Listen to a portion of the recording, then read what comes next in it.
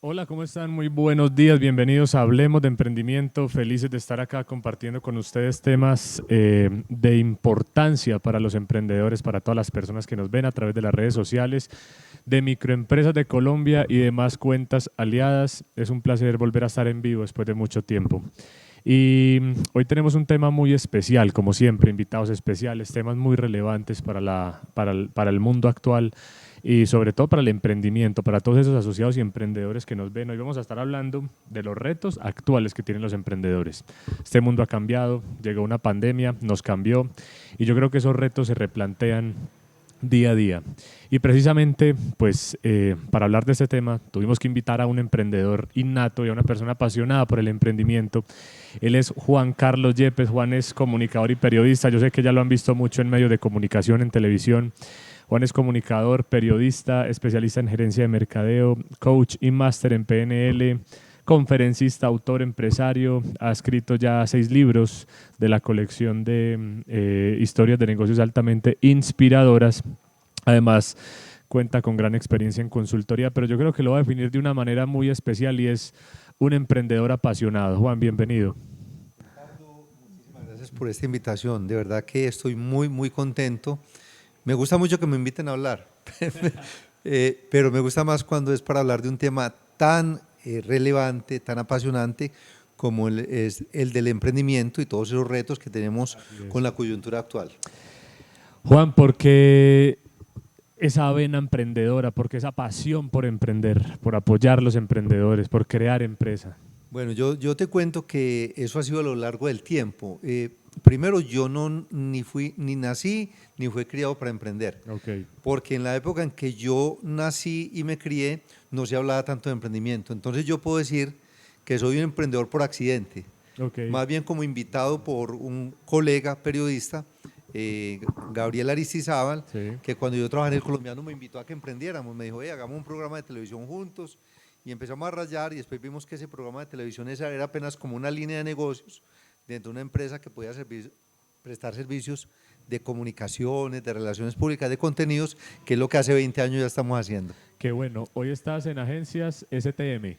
Sí, exacto. Digamos que la empresa es iTech Media y la marca con la que operamos se llama Negocio en tu Mundo. Ajá. Que es la misma marca con la que hacemos el programa de televisión, pero también hacemos la consultoría de la que hablabas ahora, Sí. los contenidos en alianza con Hora 13 Noticias, Qué bueno. los libros de los que mencionaste, de historias de negocios altamente inspiradoras. ¿Qué retos has encontrado precisamente en esa vida, en ese trasegar de emprendimiento que has tenido? Bueno, yo creo que lo primero que hay que saber cuando uno es emprendedor es que es un camino que es muy apasionante y que igualmente está lleno de retos, de oportunidades, que siempre habrá momentos difíciles, porque el emprendimiento hace parte de la vida. Así es. Y la vida tiene momentos chéveres, momentos ricos y tiene también momentos de adversidad, porque la adversidad es inherente al ser humano. Ajá. Y lo mismo pasa en el emprendimiento, o sea que cuando hay un sobregiro en un banco, cuando hay un problema con un talento del equipo de trabajo, eso hace parte del trasegar, hace parte de la actividad y pues hay que aprender a sortear ese tipo de dificultades. Y precisamente yo creo que hay algo muy importante que es saber leer el entorno y escuchar el entorno. No sé qué pensás. Claro. Mira, hoy estamos hablando de que, ahora mencionabas, la pandemia, Sí. hay guerra en Ucrania, en el caso de Colombia hay un cambio de gobierno, estamos empezando un gobierno de izquierda por primera vez en muchos años. Así es. Entonces, ¿qué pasa?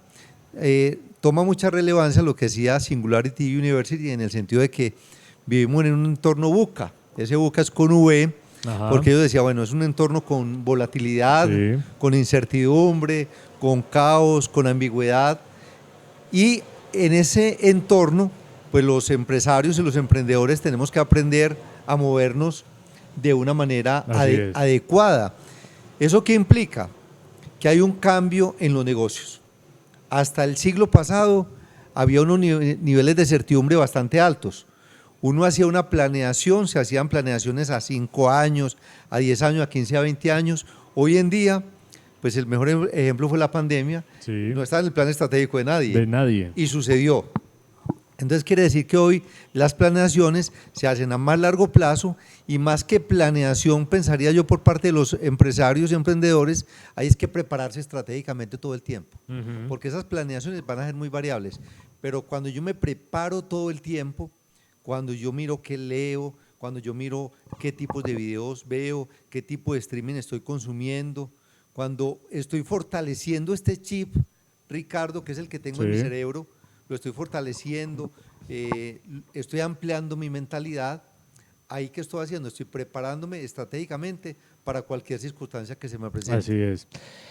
Dentro de eso que tú conoces de emprendimiento, ¿pudiste ver o cómo notaste, mejor dicho, ese cambio que los emprendedores sintieron con esa pandemia? ¿Fue muy brusco? Claro, yo creo que fue muy traumático, sobre todo al principio. Total. O sea, porque es un suceso absolutamente inesperado, muy traumático porque te dicen que te van a encerrar y tú no sabes cuánto tiempo. Desde el punto de vista económico existe la incertidumbre, porque bueno, igual habrá unos negocios más que otros que resultan afectados. Así es. Así como la pandemia afectó a unos, también benefició grandemente a otros. Total. Entonces todo tiene las dos caras de la moneda. Entonces yo creo que lo primero que vi fue un cimbronazo para todo el mundo. Lo segundo es, bueno, a ver qué está pasando. Y a partir de ese momento ya se empiezan a ver diferentes caminos entre los emprendedores. Los que se quedan en la angustia, pero los que tienen una mentalidad más desarrollada ya empiezan a salir de ese letargo y de ese momento difícil y empiezan a decir, a ver, ¿esto qué tipo de oportunidad representa para mí? Y ahí es donde vimos que muchas empresas le dieron muy rápidamente la vuelta a la situación y la convirtieron en una oportunidad y no se acabaron. Hubo otras que definitivamente se acabaron. Sí. Y hubo muchas que supieron cómo sacarle el provecho al tema. Sí. Y te voy a mencionar algunos casos, por ejemplo, muchos restaurantes, algunos se acabaron. Total. Pero hay algunos otros que dijeron, venga, si no podemos, vamos, venga a ver qué hacemos, por dónde le buscamos el tema tecnológico, tema de redes sociales. Muchos hicieron rápidamente una conversión al tema tecnológico. Entonces dicen que el mejor transformador digital que hemos tenido en muchos años fue la pandemia. Sí. Porque lo que estaba proyectado a 5, 6 o 7 años se adelantó grandemente y mucha parte se realizó en el mismo año 2020, otro año en el 2021. Un caso que, por ejemplo, tenemos en nuestro libro de historias de negocios altamente inspiradoras versión pandemia, fue el de Mercedes Campuzano. Así es. Mira que Mercedes Campuzano tenía una participación de e-commerce, pero era muy pequeña. Y era una empresa de muchos años, muy representativa, con una mujer llena de carisma como es Mercedes. Sí. Sin embargo, fue la pandemia ese gran aliado que le aceleró a hacer acuerdos con Amazon, salir a vender a diferentes países, e inclusive algo que me gustó muchísimo que ella hizo, y es que, porque es un ejemplo de que el emprendedor no se puede casar con una idea para toda la vida, sino que uno como emprendedor tiene que ser flexible, tiene que mirar que hay oportunidades, que hay otras alternativas, Total. posiblemente diferente a lo que yo siempre he pensado. Así y cuando es. uno hablaba con Mercedes Campuzano, ella siempre se definía como una zapatera. Su mundo era de los zapatos, porque era lo que conocía. En la pandemia, ella empezó a ver que la gente no estaba usando zapatos, pero sí estaba usando ropa. Entonces, ¿qué dijo? Voy a sacar una línea de ropa femenina. Okay. Y en tiempo récord, porque era para lanzarla en Colombia Moda, en el mes de agosto, que fue virtual, la sacaron rápidamente. E hicieron ese lanzamiento ahí y fue toda una sensación. Y después al otro año, otra vez línea de ropa y hace parte hoy de su portafolio. Excelente, además una mujer muy, muy emprendedora, muy empoderada. Y empezó muy chiquita y ya es una emprendedora y una empresaria muy reconocida. Juan, precisamente la pandemia obligó a esas empresas, yo creo, a que enfocaran y fortalecieran sus equipos de trabajo centrados en el cliente. Claro. ¿Lo viste así también? Sí, yo creo que aquí quedan como dos grandes aprendizajes de toda la situación y lo que está viendo en el mundo. La primera es en querer y cuidar mucho el talento humano. Así es. Eso significa, alguna vez le escuché en un evento de Bobby y esa frase se me quedó grabada para toda la vida, y es que un líder empresarial, un líder emprendedor se tiene que rodear de personas muy buenas, Sí, y ojalá mejores que ese mismo líder. totalmente. Entonces uno se tiene que rodear de personas que sean inteligentes, que sean proactivas, que sean flexibles, que sean ante todo buenas personas. Además son ellos los que lo hacen brillar a uno. Claro, entonces porque, y eso parecería pues como muy lógico, pero mira, hay muchos líderes, de pronto no son líderes o serían líderes entre comillas, que les da miedo rodearse de gente mejor que ellos. ¿Por qué? Porque lo van a opacar o le van a robar el puesto, en fin. No, al contrario, hay que generar equipos de trabajo que sean grandes, poderosos, porque aquí no se trata, no es un tema de ego, sino que se trata de fortalecer las empresas, porque las empresas fortalecidas se convierten en fuente de riqueza social, se convierten en generadores de empleo, y cuando hay un empleo es una familia que está cumpliendo sus sueños, que está mejorando su calidad de vida, que está pudiendo educar a sus hijos, que está teniendo un mejor televisor, que está teniendo acceso a un computador con internet. Entonces finalmente hay que verlo como círculos virtuosos de riqueza social. Y quiero alinear eso que estás diciendo con algo que esta mañana escribías, que me escribías en el chat, que no entendí muy bien, pero me encantaría que lo abordáramos, y es promover la competencia en vez de la competencia. Claro, yo creo que en todo momento hay que trabajar unidos. O sea, Sí. es como la pandemia de alguna manera nos dejó también la percepción de que tenemos que ser más solidarios, Totalmente. más compasivos, de pensar en los demás. O sea, una empresa no es del dueño, una empresa es un activo social, como decíamos ahora. Entonces aquí yo decía, hombre, qué bueno que dejemos el término casi que competencia. Bueno, a ver, yo miro qué está haciendo la competencia para ver cómo porque el término competencia habla es cómo le gano al otro. ¿Cierto? Cuando decimos término competencia es, bueno, una competencia es eso. Hay varios corredores o hay varios competidores y cada uno quiere tener el primer lugar. Entonces están corriendo. Y me gusta mucho porque en el cooperativismo se habla mucho y en el mundo de la asociatividad se habla muchísimo de la competencia. De la competencia, venga, cooperemos, venga, unámonos, venga, miremos cómo generamos sinergias entre todos. Cuando se unen personas de un mismo sector, que aparentemente son competidores, pero se sientan a pensar políticas de ese sector, cómo incidir en la agenda pública, cómo generar un desarrollo que sea del sector como tal, grandes cosas empiezan a surgir. Claro, entonces mire, ese es el poder que tienen los gremios, las asociaciones. Cuando hay asociatividad, todo empieza a florecer. Hablemos, Juan, también un poquito, precisamente, y esto surgió también en la pandemia, la digitalización. ¿La ves como un reto o como una oportunidad? Yo creo que son las dos cosas. Las dos cosas. Sí, primero es un reto porque es que no es una opción, creería yo. O sea, no es una alternativa. Ve, yo voy a ver si me digitalizo o no me digitalizo.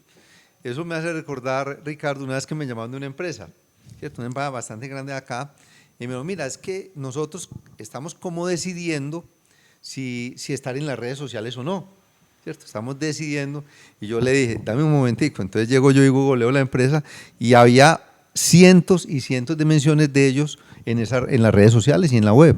Y yo, no, mira, es que ya estás. Total, total. O sea, ya estás en las redes sociales, ya lo que te toca definir es cómo vas a manejar y qué protagonismo vas a tener y cuál va a ser la voz de tu marca, a través de qué redes, en qué tono y cómo lo vas a decir. Pero estoy hablando de que, porque hay digitalización, luego viene transformación digital.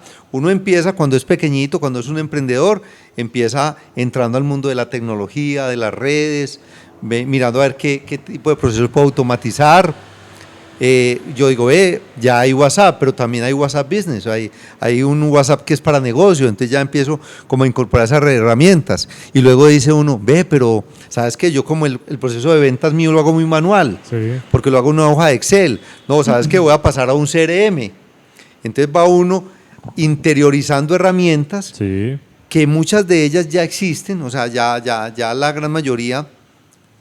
Hoy hay algo que es muy importante, Ricardo, como que todos caigamos en cuenta como emprendedores, y es que anteriormente a uno le vendían los programas. O sea, uno tenía el computador y a uno le vendían un programa, entonces uno compraba un programa de, no sé, de Adobe Premiere o compraba un programa contable. Uno de los grandes dinamizadores de esa transformación digital de la que me hablas es la nube. Cuando el tema se pasa en la nube, ya todo empieza a cambiar. Yo hace muchos años, fue mi primer viaje a Nueva York, sí, y conocí a un señor que se llamaba Scott McNealy, que tenía una empresa que llamaba Sol Microsystems, una empresa, el tipo supervisionario. Él tenía en esa época lo que era el Office, pero de él y abierto para que cualquiera lo usara. Y él, en esa charla que tuvimos en Nueva York, él decía, Juan, mira, es que así como existe un acueducto en la ciudad, o sea, imagínate que cada familia, cada empresa o cada familia tuviera que tener su propio acueducto, su propia planta de tratamiento de agua. Eso sería una locura, pues muy costoso. ¿Qué hay? Hay un acueducto de la ciudad y hay plantas de tratamiento de la ciudad y simplemente la persona que necesita el agua abre la llave cuando la necesita. Y él se soñaba, estoy hablando del siglo pasado, él se soñaba que eso llegara al mundo de la tecnología. Y efectivamente lo que estamos viendo hoy. La computación en la nube es eso, es un acueducto gigante donde hay todo tipo de herramientas y yo compro la que necesite, pero no es que tenga que comprar un paquete contable ya. Yo que compro el uso sobre algo que está en la nube. Okay. Está en la nube, entonces yo simplemente, es más, si yo lo necesito un mes, lo compro por un mes y el otro mes que no lo estoy usando, cancelo la suscripción. Porque el mecanismo ya no es tener un paquete que lo instale en el computador, sino algo, es un servicio. El software se convierte en un servicio. Y eso ese concepto es muy potente para que los emprendedores medianos y pequeños lo interioricemos. O sea, ¿qué puedo yo comprar en la nube? Alquilar prácticamente, ni siquiera es comprar. Totalmente. Realmente esto es un concepto de renta. Estoy rentando en la nube una aplicación y la utilizo y la pago por el tiempo que la use. Entonces, eso permite que el costo de la tecnología, de ese uso, sea mucho más económico que antes, que habría que comprar tanta licencia. Juan, muchas personas por aquí escribiendo. Daniel Tobón Herrera dice excelente invitado. Sergio Estrada Vélez, buenos días, excelente espacio y un gran invitado. Luz Marina Tarazona, Angie Martínez, bueno, muchas personas, Sandra Holguín, Vianet que está por acá también, socia de Juan, Patricia Sea, bueno, muchas personas por acá. A ellos les agradecemos por estar ahí conectados. Si quieren dejarnos alguna pregunta o algún comentario para que Juan responda, bienvenido sea, claro está. Juan, una pregunta de cajón, ¿el emprendedor nace o se hace? Yo pensaría que se hace, sí. Y yo creo que el más claro ejemplo soy yo. O sea, yo no nací emprendedor. O sea, el ambiente en el que me desarrollé en ese hermoso municipio de Abejorral, transitando por las calles, este fin de semana fui al liceo de Abejorral porque estaba cumpliendo 170 años, y yo digo, este liceo me dio unas bases para formarme como persona, no como emprendedor. Sí. O sea, eso llegó después. Llegué a la Universidad de Antioquia, una de las universidades más lindas que tiene este país, me encanta, pero no me formaron como emprendedor. Pues yo no recuerdo que alguien me enseñó. De hecho, yo salí a ser empleado porque fue para lo que me crié, para lo que estudié, y era lo que mi papá y mi mamá me decían: trabaje juicioso en una empresa para que ascienda dentro de ella, claro, se jubile y ahí tenga su jubilación. La aspiración era esa. Sí. Hoy en día, gracias a Dios, se habla mucho del tema del emprendimiento. Qué bueno. Ahora, que hay algo que es muy importante decirlo, y es que no todos tenemos que ser emprendedores. Hay gente que trabaja en empresas y le va muy bien y hace unas carreras excelentes y está fortaleciendo una empresa. Hay otros que dentro de la empresa dicen: venga, yo voy a desarrollar proyectos dentro de esta empresa, y desarrollan un concepto que se llama el intraemprendimiento. Sí. Quiere decir, están emprendiendo pero desde adentro. Esa es una opción muy linda, porque están generando empresa dentro de otra empresa que lo está incubando y acogiendo, y a veces esas empresas se convierten en hijos grandes y que vuelan solos. Así es. Entonces hay muchas alternativas para uno emprender y todas son válidas. Entonces no necesariamente hay que emprender. ¿Qué hay hoy en día? Que al que sí le gusta el emprendimiento, porque hay mucha gente que sí, uno ve, varias gente que yo entrevisto y dice: no, es que yo desde pequeñito yo sabía que yo no quería trabajar, hay gente que no me gusta ir a la oficina o algo, no de qué. Yo quiero tener mi propio emprendimiento, y hay gente que la tiene clara desde hace mucho. Desde la infancia, sí, o desde la escuela o desde la universidad. Así es. Pero lo que es importante saber es que el emprendimiento es muy lindo, o sea, es que, por lo que decíamos ahora, porque es una herramienta que permite un desarrollo social. O sea, yo creería que cuando hay gobiernos nacionales, departamentales y municipales que le apuestan al emprendimiento, Sí. uno se va por el camino correcto, porque es que finalmente lo que están haciendo es desarrollar el aparato productivo, que es el jalonador de la economía. Porque cuando es todo un ecosistema muy bonito, Así porque es. cuando hay una empresa que se genera puestos de trabajo, pero también está generando impuestos, entonces paga sus impuestos, que finalmente cuando hay un gobierno que los administra bien, se convierten en carreteras, Ujú. se convierten en educación, se convierten en vivienda, se convierten en salud para muchas personas. Total. Juan, precisamente listo, el emprendedor se hace, pero ¿consideras que es importante que ese emprendedor se vaya formando y se vaya moldeando con el paso de los años? Todo el tiempo, todo el tiempo. Yo pienso que los emprendedores jamás debemos dejar de estudiar. Siempre. Y más hoy, cuando hay tantas facilidades. Primero porque hay universidades muy buenas que generan unos programas relacionados con la temática que un emprendedor debe saber. Ahí lo que yo tengo que saber como emprendedor es en qué me debo formar. Por ejemplo, ventas, lo comercial. Y yo te voy a contar algo, Ricardo, porque yo lo cometí ese error. O sea, el primer error que yo cometí como emprendedor fue juntarme con otros 3 comunicadores que sabían lo mismo que yo. O sea, me junté con otros 2 comunicadores, éramos 3 comunicadores y sabíamos de comunicación, Sí. pero no sabíamos de otros temas que hay que saber dentro de la empresa cuando uno es un emprendedor. Entonces, cuando uno tiene el servicio, está arrancando, ¿cierto? Entonces, hombre, yo voy a emprender porque soy muy buen contador en el área contable. Ve, yo soy muy buen panadero, voy a emprender en panadería. En ese momento tenés una partecita de una tríada que es muy poderosa. Son como 3 paticas que yo siempre menciono. Entonces, la patica es lo que yo sé, que es el core de mi servicio, el Ajá. core de mi producto. En ese producto yo soy el mejor, listo, yo lo voy a prestar y sé que me va a ir muy bien. Pero imagínate que yo tengo que ponerle mucho cuidado al tema administrativo. Sí. O sea, yo puedo hacer muy bien lo que hago, pero si eso que estoy haciendo no está bien administrado, eso se va a caer. Quiere decir que los ingresos, que los egresos, que el flujo de caja, tengo que rodearme de personas que me ayuden en el tema administrativo. Ajá.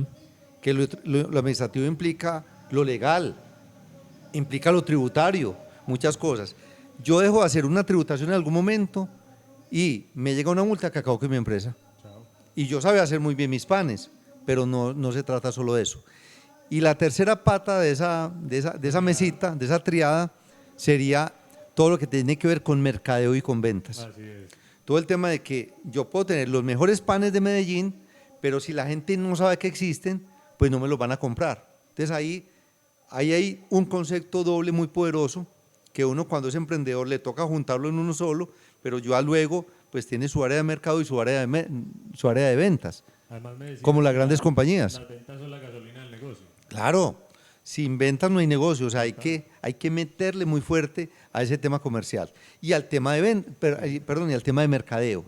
Quiere decir, yo tengo que hacer un plan de mercadeo que me haga visible, que resalte los atributos de mi producto, que cuente cuál es mi historia, porque mucha gente hoy en día no te compra tu producto, porque ya hoy los estándares de calidad son muy altos. Entonces, hoy yo ya no compro un producto porque sea de muy alta calidad. Posiblemente compro la historia de ese emprendedor, de esa emprendedora, de ese equipo de emprendedores. Así es. Entonces, eso me parece supremamente potente. Entonces, yo tengo que saber comunicar eso y eso llevarlo en un plan de mercadeo. Y le voy a decir una cosa, su plan de mercadeo debería caber en una hojita, Totalmente. Alguna vez entrevisté a Ken Seagal, que fue la mano derecha de Steve Jobs. Sí. Estuvimos en un evento de Wowi. Sí. Ese fue en Las Vegas, ¿no?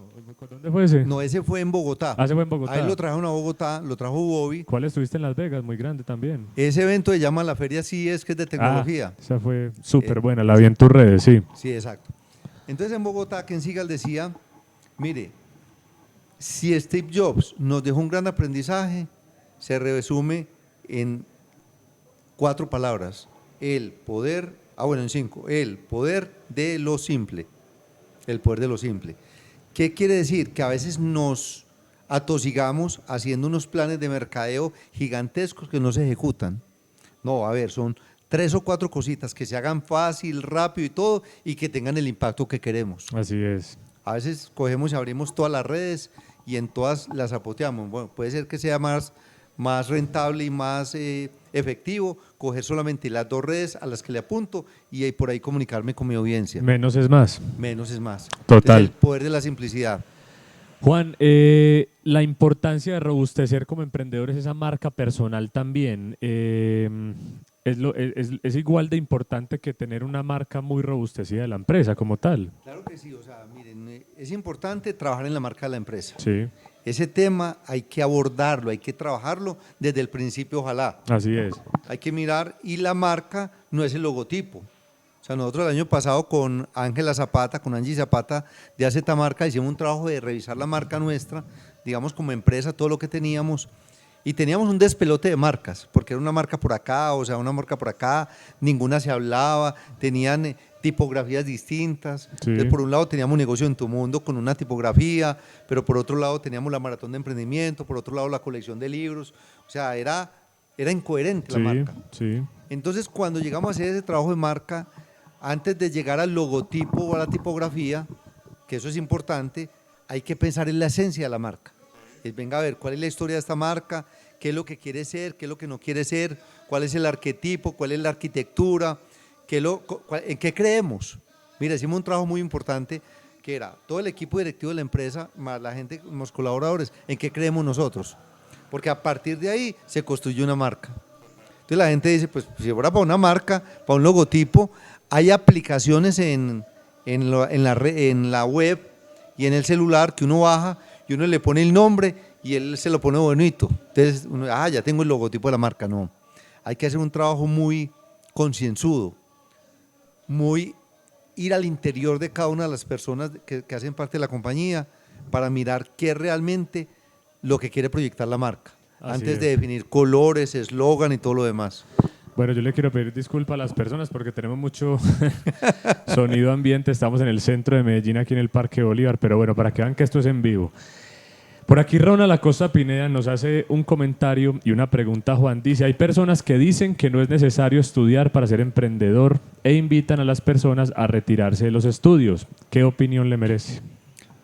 Bueno, lo que pasa es que hoy la universidad tradicional se ha tenido que venir reinventando. Así es. Y hay que decir que hay unas que han hecho muy bien la tarea y hay otras que no tanto. Te voy a dar un ejemplo porque justamente venía para acá y venía escuchando un live en donde una universidad como CEIPA está haciendo un acuerdo, una alianza con la Universidad de Arizona, Okay. que está considerada una de las universidades más innovadoras de Estados Unidos. ¿Qué quiere decir? Que hay universidades que están en la jugada, que están mirando cómo adaptarse a la nueva circunstancia social, a la nueva circunstancia de mercado. Entonces hoy hay un gran reto para las universidades. ¿Por qué? Porque hay una gran oferta educativa de plataformas. Entonces que está Creana, que está Hotmart, o sea, hay una cantidad de plataformas que están ofreciendo muchos contenidos de muy alto poder. Ahora, frente a toda esa cantidad de contenidos que hay, yo como emprendedor debo focalizarme porque es tanta la oferta que me puedo distraer estudiando lo que no debería estudiar o lo que no me agrega valor. O hay cosas que yo simplemente, voy a dar un ejemplo, yo no tengo por qué ponerme a estudiar redes sociales y yo podría estudiarlo y hacer estrategias de cómo monetizar una cantidad de cosas, pero si ese no es el core de mi negocio, puede ser que sea mucho más efectivo y más rentable que yo contrate otra empresa emprendedora que trabaje ese tema de redes sociales y que ellos sean los que lo estudien. Puede ser que yo no tenga que estudiar toda la normatividad de la DIAN o toda la reforma tributaria. Yo puedo tener una empresa que me acompañe en ese tema tributario. Entonces no significa que yo como emprendedor tenga que estudiar todo lo que tenga que ver con mi negocio. Así es. Ahora decíamos rodearnos muy bien, pero lo que sí creo es que sí hay que mantenerse actualizados y lo decías al comienzo, Ricardo, muy pendientes del entorno, porque estamos en un entorno muy cambiante. O sea, hoy, mientras nosotros estamos aquí sentados, en el Congreso de la República se pueden estar aprobando leyes o cualquier cosa. Aprobando cualquier cosa que con toda seguridad va a tener una afectación o positiva o negativa sobre nosotros, o sea, va a tener una influencia sobre nosotros. ¿Qué significa? Que eso me obliga a mí como empresario o emprendedor a estar en la jugada y a ir revisando todo el tiempo a qué debo ponerle mucho cuidado. Por aquí precisamente nos están escribiendo más personas. Hay una pregunta que va relacionada con lo que hablamos ahorita de las personas que como vos, digamos, fueron criadas para trabajar en una empresa toda la vida, pero que de un momento a otro se salieron a emprender. Y es precisamente lo que nos dice Viviana Mondragón. Ella dice cómo vamos logrando ese cambio de mentalidad de empleado a empresario y cómo vencer ese síndrome del impostor. Bueno, ahí está tocando un tema bien importante. Bien importante. Exacto. El síndrome del impostor, o sea, primero hay que como definirlo un poquito pues, para que la gente sepa de qué se trata. Es cuando yo mismo no creo en mis valores. O sea, pues me diga, como que tengo el miedo de que en algún momento me van a desenmascarar, de que estoy aparentando que soy muy bueno, pero realmente yo creo que no soy tan bueno como la gente cree. Y además es algo muy común. Yo estaba leyendo en estos días porque la hija del presidente está sufriendo de eso. Sí. Y estaban diciendo que eso es demasiado común. O sea, casi que 7 de cada 10 personas lo sufren. Sí, es tenacísimo. Porque hoy en día es como que el mercado me exige ser muy competitivo, ser muy líder y que me las tengo que saber todas. Sí. O sea, y yo te cuento que yo en algún momento he tenido, pues, más en el pasado. Sí. Ahora, pues yo digo, no, pues digamos que yo he trabajado el tema del emprendimiento y hay unas que me sé y hay otras que no me sé. Y listo. Y cuando no me las sé, pues digo, ¿sabes qué? Eso no me lo sé, pero es como un trabajo interior con el ser, es una toma de conciencia y hacer el recuento, hombre, en qué soy bueno. Y pasa algo que es muy curioso, y es que hay gente que te relaciona con temas que tú no conoces o que no sabes. Y cuando yo, por ejemplo, me entro a mi LinkedIn, la gente le califica a uno las aptitudes. Y hay gente que me califica a mí, estoy hablando del ejemplo personal, en temas que yo digo, uy, no, pues la gente percibe que soy bueno en eso, pero realmente no lo soy. Sí. ¿Por qué? Porque es que no tengo que ser bueno en todo. Hay unos temas que a mí me gustan y en los que le pongo mayor énfasis. Entonces yo no tengo la obligación de ser bueno en todo. Entonces aprendí como a liberarme de eso y creo que es una buena fórmula, a ver, ¿en qué sí soy bueno? Y en eso sí trato de ser el mejor y de aprenderlo, de compartirlo, de hacerlo visible. Pero no tengo que ser bueno en todo, Ricardo. Así es, total. Precisamente por aquí también, ya para ir cerrando, Javier Angulo nos dice, algunos conceptos dicen que la política de economía naranja no continúa. ¿Qué decirle a esos nuevos emprendedores? Mira, yo creo que el tema de que si la política de economía naranja continúa o no, se está debatiendo ya en el gobierno, sí, ¿cierto? Se está debatiendo y con toda seguridad se va a analizar. Es muy posible que se acaben los incentivos, pues existe esa posibilidad, no digo que es muy posible, sino que existe la posibilidad de que los incentivos que existían para economía naranja, que eran incentivos de tipo tributario, puede que se acaben. Y se van a acabar por una razón, porque estamos frente a una reforma tributaria para acabar con un hueco fiscal que es bastante grande. Entonces, definitivamente hay que, y el gobierno va a decir, bueno, yo tengo que recoger una cantidad de dinero. Entonces puede ser que no sea ni siquiera, venga, que es que no me interesa el tema de economía naranja, sino que prima un interés económico de, venga, a ver, yo recojo plata por donde más pueda. Ajá. Ahora, frente a eso, ¿qué creo yo? Que así la economía naranja como política no continúe, hay una gran oportunidad para la gente que está ahí. Y lo voy a decir por qué. Porque estamos hablando de la economía creativa, de la economía que tiene que ver con lo artístico, con lo cultural, mucho el tema de desarrollo de software, el desarrollo de contenidos. Y eso tiene una demanda muy amplia a nivel mundial. Y muchos de esos sectores tienen una ventaja muy grande, y es que el mercado no es el local. O sea, yo hoy en día perfectamente puedo desarrollar mis contenidos de economía naranja y mi público es internacional. O sea, cuando nosotros recibimos dinero por nuestro canal de YouTube, ese apenas un pedacito es de Colombia y es un pedacito del 20%, 20-25% máximo. El resto es gente que está consumiendo nuestros contenidos en España, en Estados Unidos, en México, en Perú, en Bolivia, en cualquier otro país. Así es. Entonces, la apuesta tiene que seguir. Por eso decíamos ahora, yo estoy pendiente de lo que pasa en el entorno, pero yo no puedo hacer Y ese tema que pone Javier Angulo, que es un gran amigo, me parece muy interesante, porque es que yo no me puedo mover en el mundo del emprendimiento acosado por las circunstancias de los demás. A mí, ¿qué me debe mover en el mundo del emprendimiento? El conocimiento del entorno, sí, pero me tiene que mover es mi corazón, mi alma, esas cosas que me hacen vibrar. Okay. O sea, si a mí yo vibro con la danza, si yo vibro con el baile, si yo vibro con, como en mi caso, con la magia, que me gusta Sí. hacer juegos de magia, pues esa es mi apuesta. Y voy y busco mercado a donde sea que estén. Así es.